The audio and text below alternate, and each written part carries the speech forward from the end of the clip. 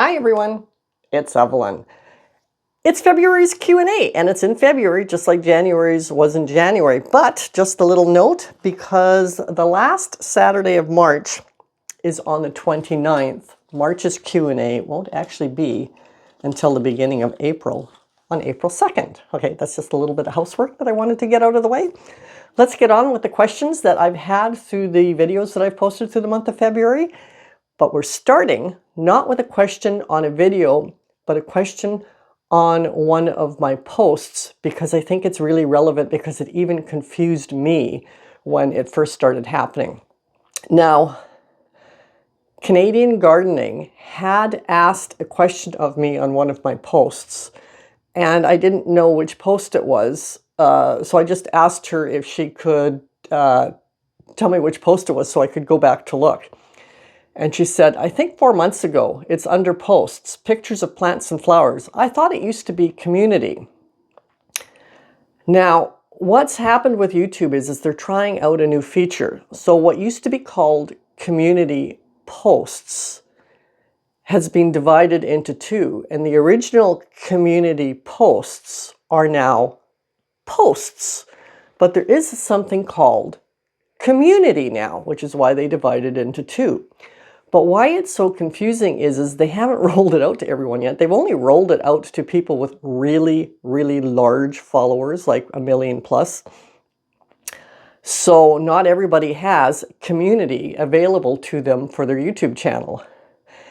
And on top of that, those who do have community available, it's only available on mobile right now. So, and I only know this because I've got a couple of people that I follow that are in the 1 million plus. One of them is just a fun, it's Crusoe the Celebrity Dachshund.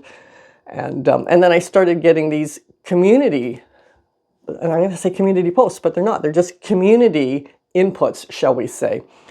And that's when I started to figure it out. And what it is that on community, all of the followers of that YouTube channel have the ability to put their own post into community. Whereas on posts, it's just simply me, the channel owner, that can put out posts.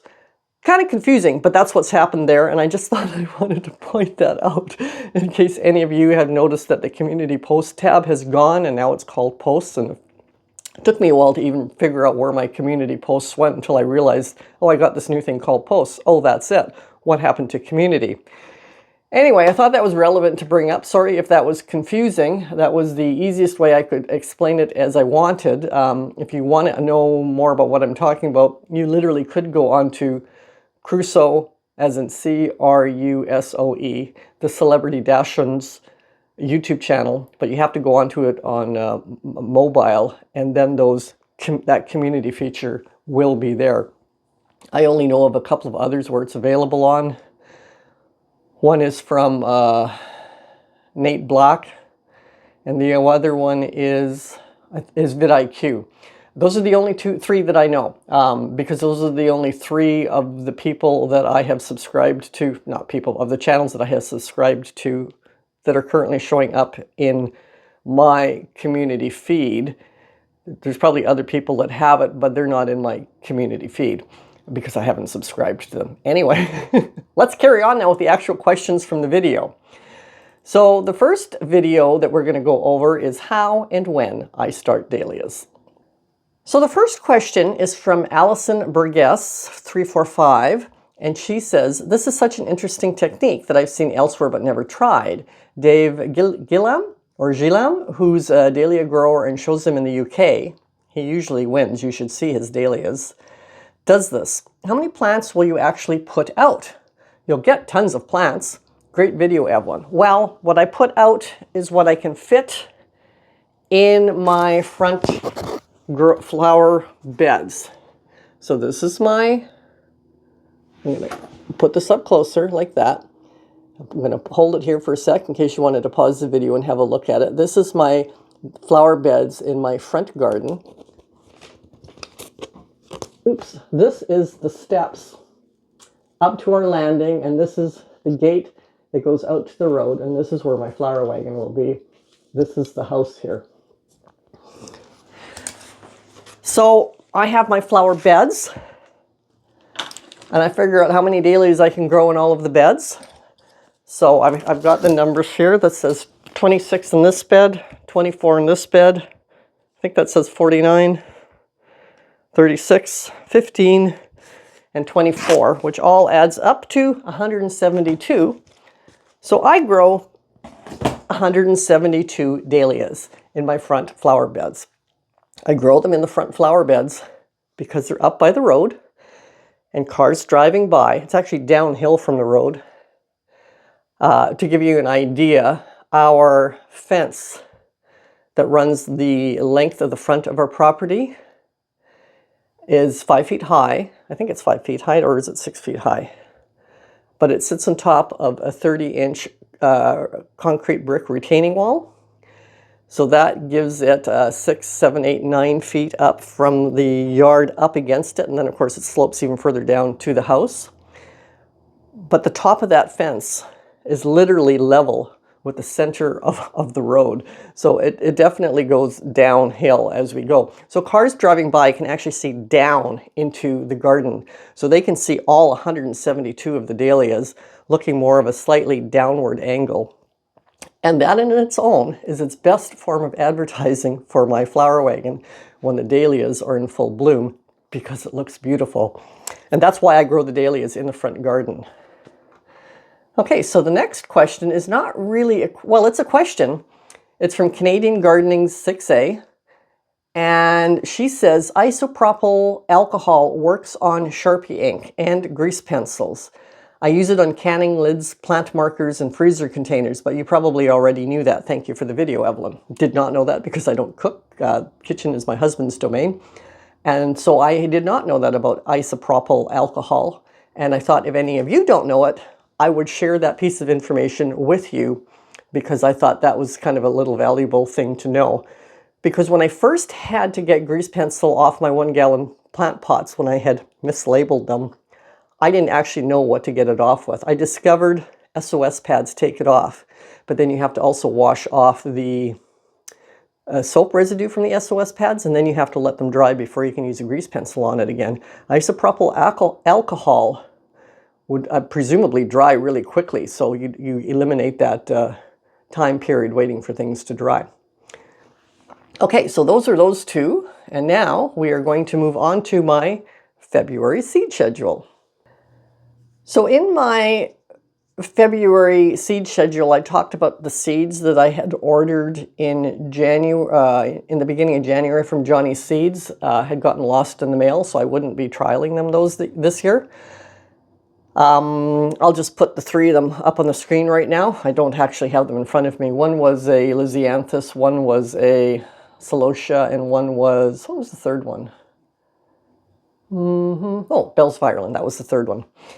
And so they'll have to wait till next year, because if I had them resent, it would have been too late to actually receive them.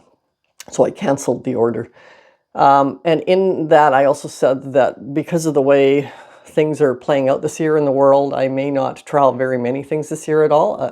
Things that I have already purchased to trial out, I will, but other than that, I might not trial much else out. And At Cut Flowers said, I hope you decide to try some new dahlias this year. Well, I am going to trial, hopefully, 2 new dahlias. But before I tell you what they are, please take a second and give this video a thumbs up. Really appreciate the like. Okay, let's get on to what the 2 dahlias that I absolutely want. Oh, somebody's walking by. Windows over there. That I would like to really trial out this year. And the first one is a ball dahlia, and it's called Jowie. Is it Joey or Jowie? I think it's, other people say Jowie, so I will say that. I personally have said Joey up until now. Oops, sorry, I think I just spat. Jowie Frambo. And I like it because it's not as pink as my Wizard of Oz. It has more of a rosy strawberry shade to it. So it'll be nice and different. Because I don't grow a lot of ball dahlias, I don't need ball dahlias similar in color. I would like the ball dahlias that I grow all to have their unique color blend, so that I have a variety to use. I grow far more dinner plate dahlias because they are more important to me in the bouquets that I make for my roadside flower wagon. Now the other one that I really want to trial is a dinner plate dahlia, and it's called Vasiomegus, and it is a sport of Spartacus. And what that means is if a particular dahlia that you're growing, or the breeder is growing, starts to show some irregularities in the flower head, they can take tissue cuttings of that particular stem that makes that flower head and reproduce it to hopefully produce a full plant of those irregularities. And sometimes then those irregularities will be even more pronounced. So while Spartacus is a deep, dark burgundy red color, and it is one of my absolutely favorite dahlias to use, excuse me, Vasiomegus is, as you can see, more of a lavender pink. And I don't have a lot of pink in my dinner plate dahlias. I have Labyrinth, which I'll put up, but as you can see, Vasiomegus is quite different than it.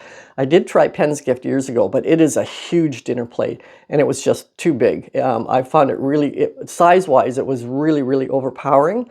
So I decided to stop growing that one because I had a really hard time working with it. But I'm hoping Vasiomegus will be a nice replacement for that color of the Pen's Gift. And the other thing why it is Vasiomegus that I want to try is because being a sport of Spartacus, Spartacus for me is a fabulous dahlia. It's very prolific in flowers, it's very prolific in its tubers, and it holds up well in the heat up at the flower wagon. So Vasiomegus is a no-brainer for me that I really should try that one. But those are the only two dahlias that I think I'll be trialing this year. I'm not getting them from my wholesaler because I didn't want 8 of each. So I will be going to our garden center when they get their dahlias in. They should have had them in by now. It's postponed because, was it last week? We had that cold spell, which is all gone now. We're now roughly 10 degrees Celsius or higher during the day, and about 4 degrees Celsius at night. So the cold spell's gone. We're into practically spring weather now. Of course, with that, we've had windstorms and atmospheric rivers as the weather changes. That always happens. As the winter weather leaves and the spring weather moves in, we end up with a really tumultuous weather. So we're into heavy-duty windstorms and rainstorms right now. But anyway, that should mean it should be okay for the wholesaler to deliver the dahlias and whatever else to our garden center. So I'm hoping they're closed on Sundays and Mondays. I'm hoping that they will have already received it because they had their peonies in the store on Friday already, which presumably came from the same load because they get those from the same wholesaler. So I'm hoping they spent the 2 days closed to get all their dahlias, etc. organized, and I can go there on Tuesday, which when you're watching this will be yesterday, and go over their dahlia tubers and pick out the select best ones. Anyway, so that's that. The next question is from @Deborah Hockenberry5440. She says, I love your videos and your way of accounting for space in your seed room. Thank you very much. I am also a small flower farmer with limited seed starting space, but I have tons of room outdoors to plant to plant flowers and veggies and fruit. I am in zone 6B in New York near Lake Ontario. Is it too early to start snaps now? Have you seen the snail method? I'm trying it for the first time this year. I do not think it's too early to start snaps now. I've started mine, but then again, I'm in zone 8B, but they grow so slowly. When I plant mine out, they're still pretty small. It simply means that maybe when you're planting yours out, they'll be a little bit bigger. I don't know when you plant things out. When did I plant out my snaps last year? I don't even remember. I'd have to look that up. Just one sec. I can look it up. Give me one sec. This is unplanned, so you'll have to just give me a sec while I look up snapdragons on my sheets, because every year I keep notes. So while I'm doing that, oh, I found it. It's right here. I'll actually show you what I do.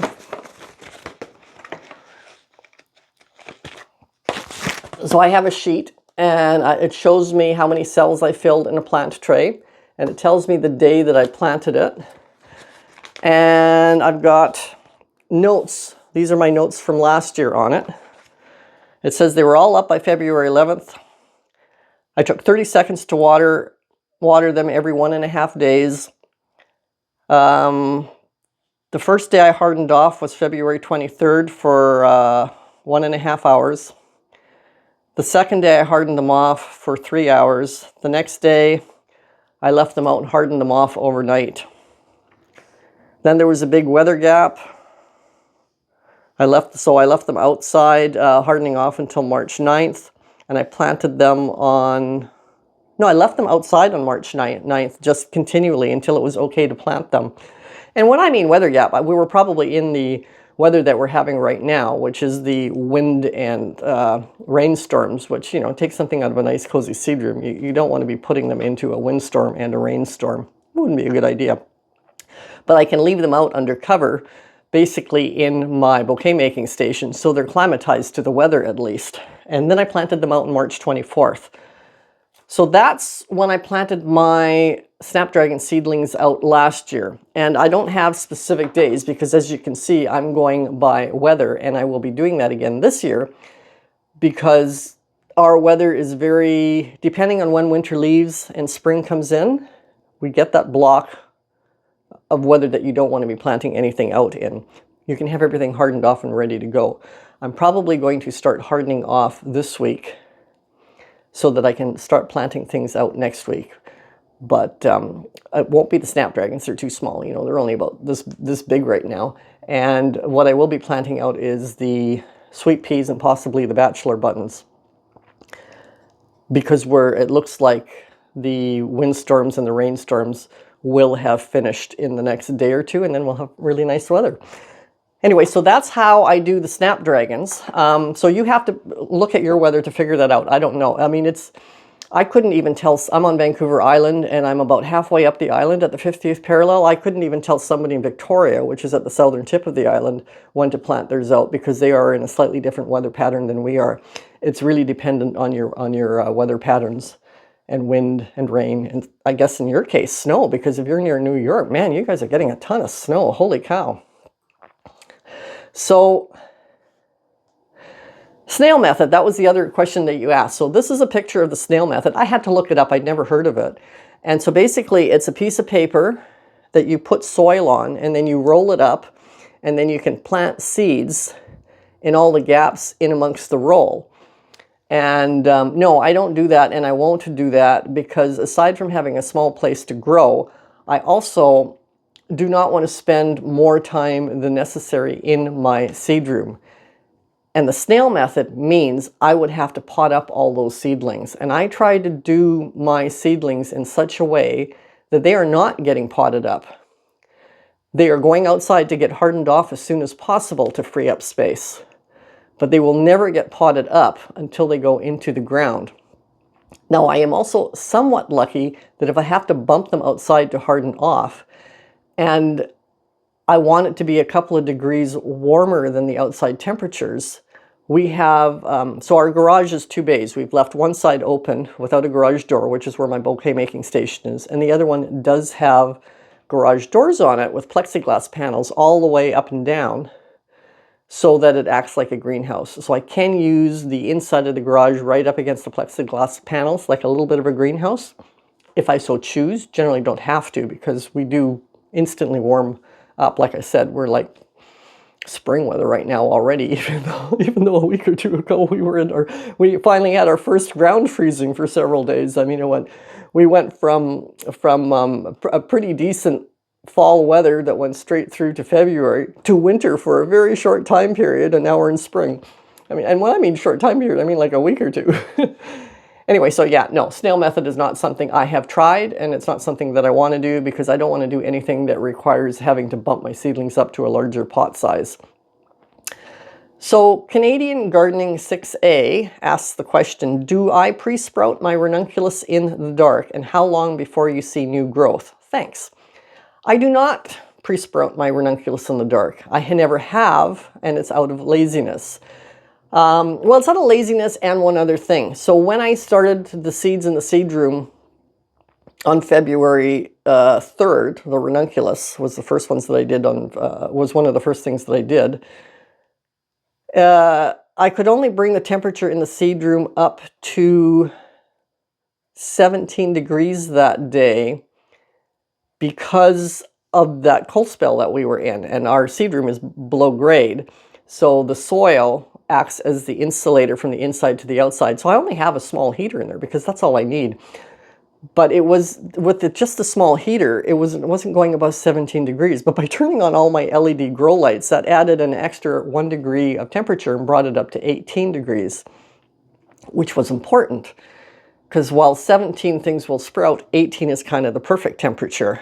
So I didn't want to turn off the grow light on the shelves that the ranunculus or anemones were growing on, because that was quite a few shelves, and I wanted that, just that little touch of extra heat. And kind of I've done this every year because it's the same thing, February 3rd, it's still cold outside at that time. And every year I have been too lazy to find something to put on top of the trays to make it dark inside. And every year they've sprouted pretty quickly anyway, same as this year. This year again I thought, oh, I should put them in the dark, and again I didn't. And the reality is, they sprout really quickly. I mean, if you look at this picture, this is on February 9th, and I started these ranunculus on the 3rd, so that was 6 days later. You can see I've got, on both sides, the 2 corms, there's at least 2 sprouts on each corm. They're doing fantastic. All that stuff that you see up top is not roots, that's just dried fiber from last year's plants, from when I dug them up. And then if you look at this picture, which was taken on February 20th, so basically 17 days after I started the ranunculus, you can see I've already got the plants coming out the top of the pot and roots coming out the bottom. And this is having them right below a grow light that's on with nothing blocking the light from hitting the trays. So I don't think there's any real reason that you need to do them in the dark. I think it may have been a misconception that started years ago at some point, where people were being told that if you don't have a lot of space to start your seeds, you can start your ranunculus, and they don't need to be under grow lights to start. They can start in the dark, which eventually turned into start your ranunculus in the dark. Instead of it being you don't need the light to start them, you can start them in the dark, they'll still sprout, then you get them under light if you can. Change to you need to start them in the dark. No, you don't. Realistically, if you put a tulip bulb on the surface of the ground, it will sprout, even though it's supposed to be a good 6 inches below ground. Garlic cloves will sprout if left on the ground. Hell, they'll sprout on your kitchen counter. So yeah, you don't need to worry about finding a place to do them in the dark. I don't. And in fact, next year I'm not even going to tell myself I should, because why should I? They always bloom just fine.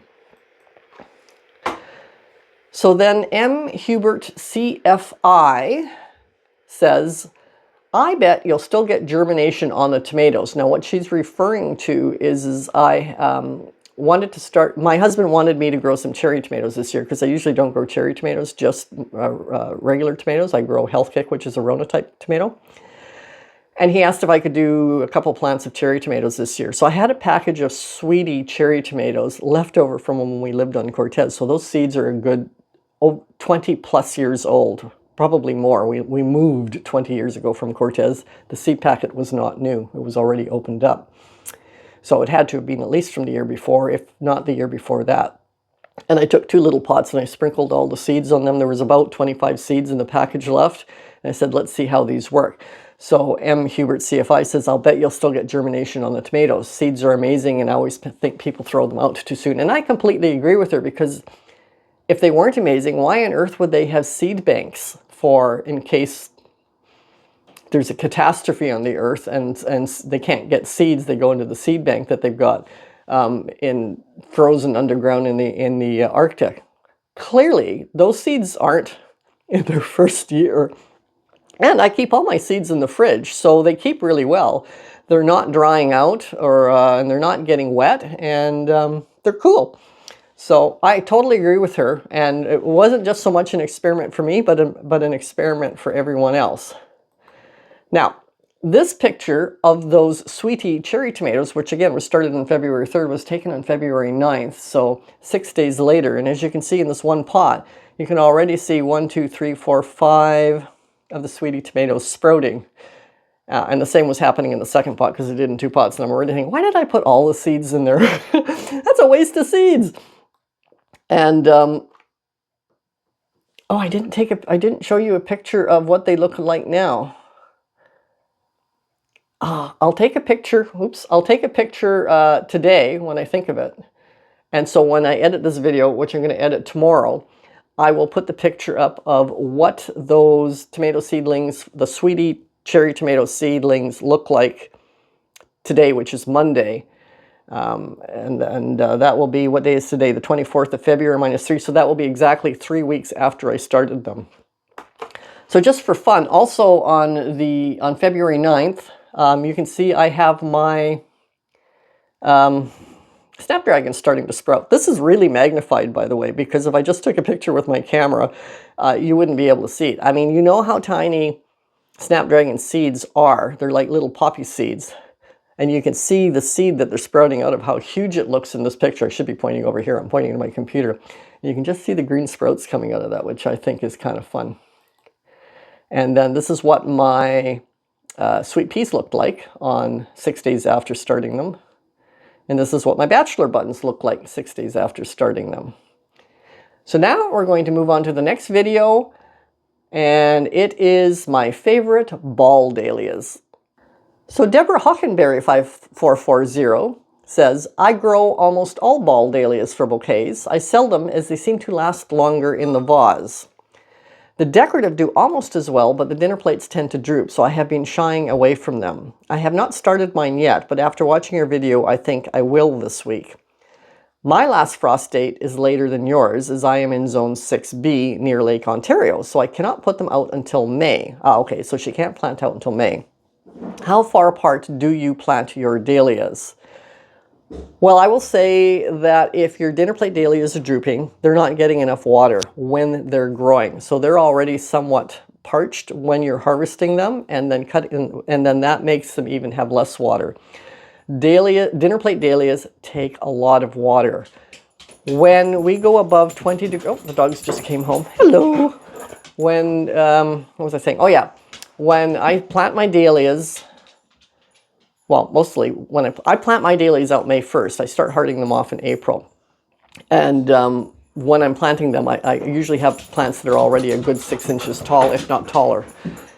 And the rains take care of them usually for the beginning. But once the raining weather stops, I will water them once a day. But once we get into the mid to high 20-degree temperature Celsius, they will get watered twice a day.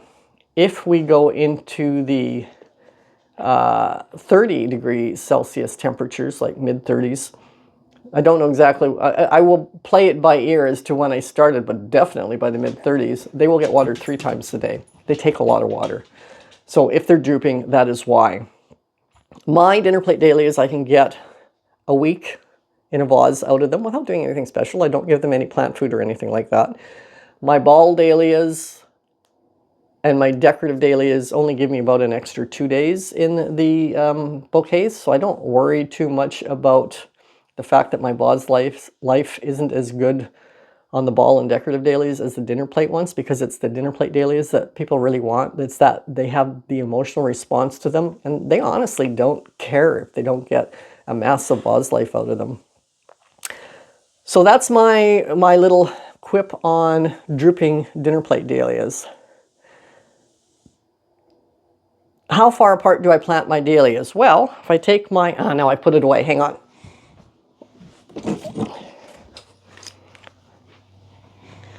If I take my plan again, this one, I have to literally go by the space that I have.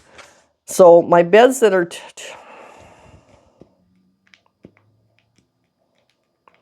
6 feet wide, they only go 4 deep, the dahlias. So that spacing is completely different than the beds that are 4 feet wide, which also go 4 deep. And then I have a bed where I have a 3 foot wide space and they only go 2 deep, and it's variable. So then with the length, for example, I put 9 across here. It's because 10 is too tight and 8 is too wide. So I just do it 9. And it's something that I've worked. The reason I know 10 is too tight and 8 is too wide, it's from trial and error. So I don't have a magic number. I just look at the size of the beds and calculate how many that I want to get in there because of that space. And it also depends on how you cut them. So if you have, for instance, and some dahlia plants are bushier than others, so it depends on how bushy your plants get and how much of it you cut off. If you are a flower farmer that keeps your plants really narrow because you're cutting really, really deep into it and there's very little coming off the plant except for a couple of shoots, you can plant them much closer together. If you're one that doesn't cut nearly as deep, and it all depends on what stem length you want. So if you're selling to florists, you need that extra long stem length. So you would be cutting super, super deep. I'm making bouquets that go up to the flower wagon. I only need an 18-inch stem. I don't need to cut any lower than that. And they say to cut lower than that so you get more side branches, but I actually peel off the leaves on the bottom of the plant so that I get good airflow under the plants, which keeps the humidity. It allows the plants to dry out low near the ground. There's a good canopy above that's open, but there's good airflow underneath them, so I don't get powdery mildew on my dahlias. But when you peel off those leaves at the bottom, shoots tend to come up from there anyway, so you don't necessarily need to go deep to cut to get side shoots. I'm getting them anyway just by taking the leaves off around the base of the plant. There's so much about dahlias that are trial and error things. I've read so much about dahlias, and I would say that I don't pay attention to half of what I've read, and the other half I only pay attention to it because it does actually work for me. I think it's something that you really have to figure out for yourself because, again, it really depends on your soil. I am heavy clay. It depends on the dahlia and how big the tubers get. I know specifically some of the dahlias put out really, really big tubers, so I may purposefully give a bit more space between them so that the tubers aren't intertwining. Some of the dahlias put out shorter tubers so I can plant them closer together because I know they won't intertwine. It's really, there's no right answer to that question. So, sorry. That's the best I can give you. It's a trial and error. Try one row with them closer together than another row and see which setup you like better. So now, after all that, I'm going to ask you, if you haven't already, please subscribe. Getting closer and closer to that 1,000 subscriber mark. I'm getting really excited about it. Maybe even by Saturday I'll have hit it. I doubt it, but it's getting pretty close. Now let's carry on with what's next. And what's next is Allison Burgess 345 asks, the people who grow and show dahlias, call that clock face, because I was talking about my Boom Boom Yellow that grew, if this is the stem, it grew flat out against that, and I couldn't think of the name of that. So that's called clock face because it faces out sideways. And it's not a desirable trait in a dahlia, and I will second that. It's especially useless to us bouquet makers. Yes, it is. Her faves are Cornell, the red one. She can't find the bronze, Yellow Show, and Eureka. Nice one, thank you. Now, she can't find Cornell bronze, and she lives in Australia. So I'm putting this up just to put it out to anybody watching this. If you know if there's a place in Australia that you can get Cornell bronze, put it in the comments section below. And if there is a place, that would certainly help Allison Burgess 345 out.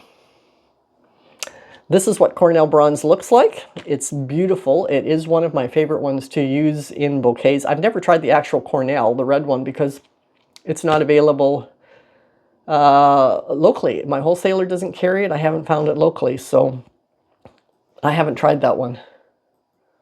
So now we're going to move on to the next video, which is plant these for non-stop bouquets.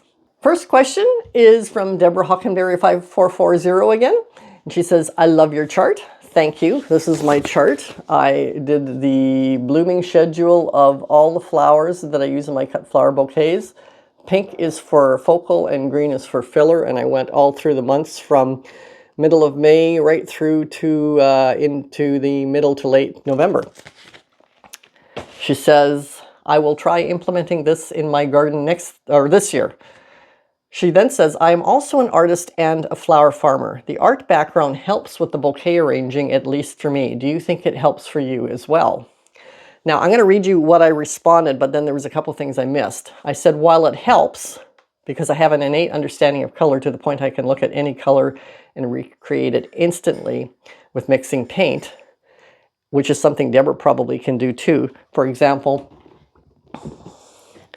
these shoes I scuffed up really badly last winter. I stumbled in and hit a hard concrete step with both these boots, both sides of the boots, and it was really scraped up. So I just looked at them and went, okay, that's titanium white and umber mixed together.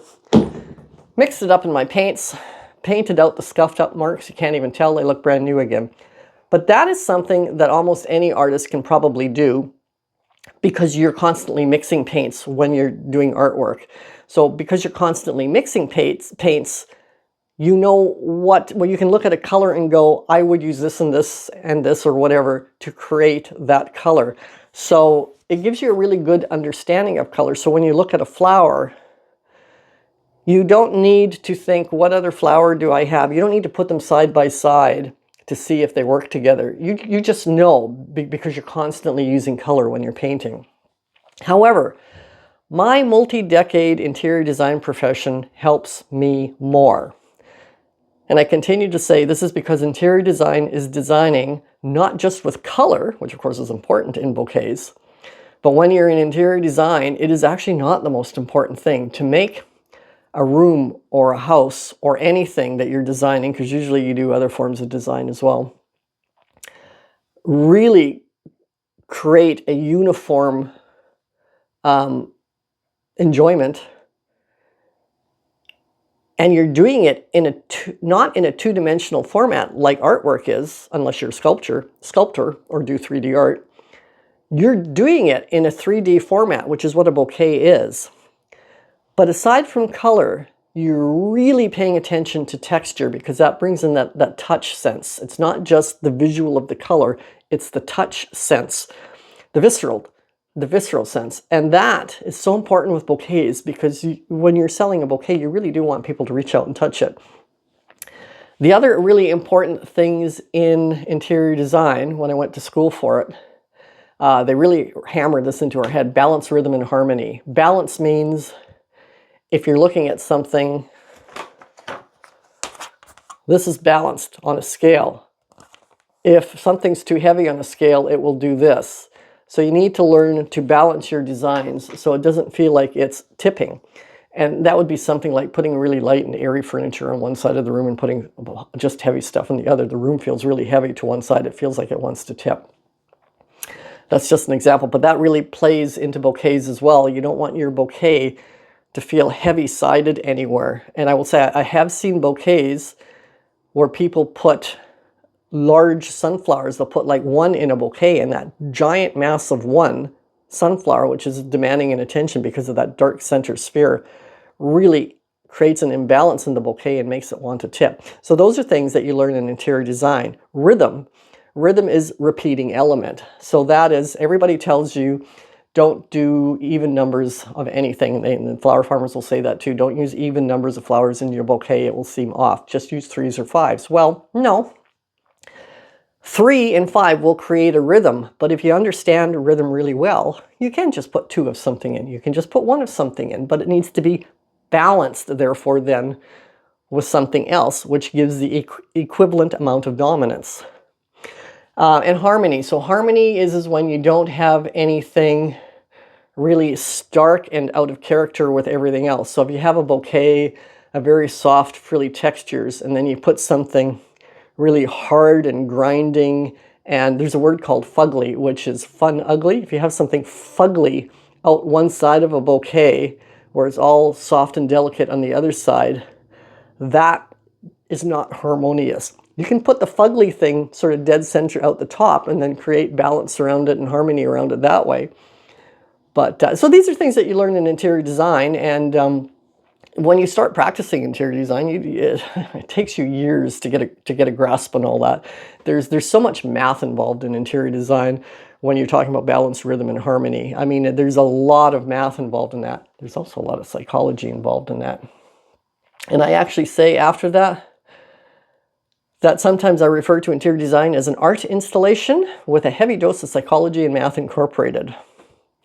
Now, I did also disclose to her that when I was a teenager, which was multiple decades ago, I took a multi-month floral arrangement course from a florist shop. So I did learn a bit about making bouquets. I learned how to make funeral arrangements, wedding arrangements, and all that sort of stuff. But that was so long ago that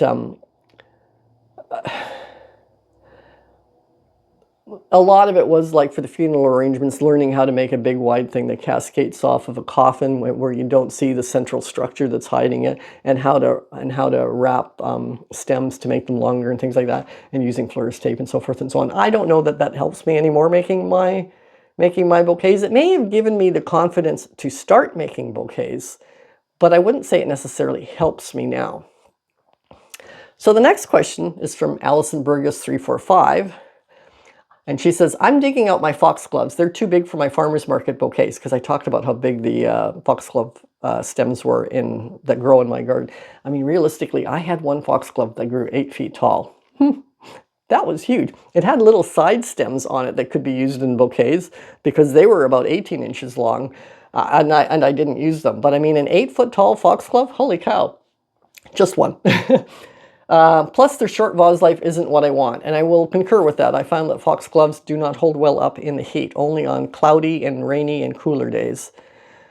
A question though, how do you present or sell your bouquets? Are they in buckets and jars of water, and how do people take them away? She puts hers in dripping stems into small freezer bags for people. Not great, I know, but I can't think of another solution. That's a great chart, and that's again referring to this one.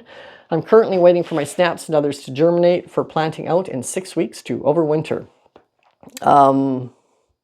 Australia, and of course they're in the opposite time of year than we are. So their winter is getting ready to start, whereas my summer's getting ready to start. So how do I sell my bouquets? I have flower buckets that I get from my local grocery store, same one that I get all my paper bags that I store my dahlias in. And I either put 2 milk cartons in for the smaller size, which is this size. See, there's a hole in the top. 2 fit in there perfectly. They don't fall out. They wedge in nicely. Or I put 1 big one in here. Sits in there nicely as well. So what I do, milk jug, I literally scissors. There's a little line on the milk jug, on ours anyway, that just changes the level a bit, reinforces it around the snout here. So on the one side of the handle, I just cut down to that with my scissors. And then I just cut around.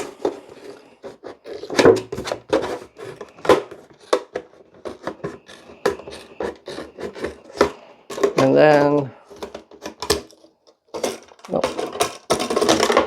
this isn't how I do it. I'm forgetting what I do. I actually cut across the handle to the other side. These are not the best scissors for it. They're dull. Get out of there. I'm making it look way harder than it is.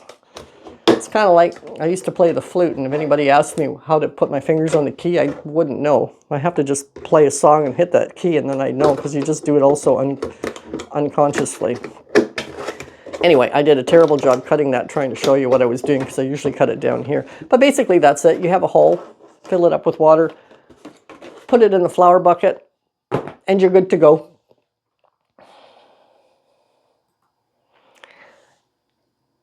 That is all the questions that I had for my videos for the month of February.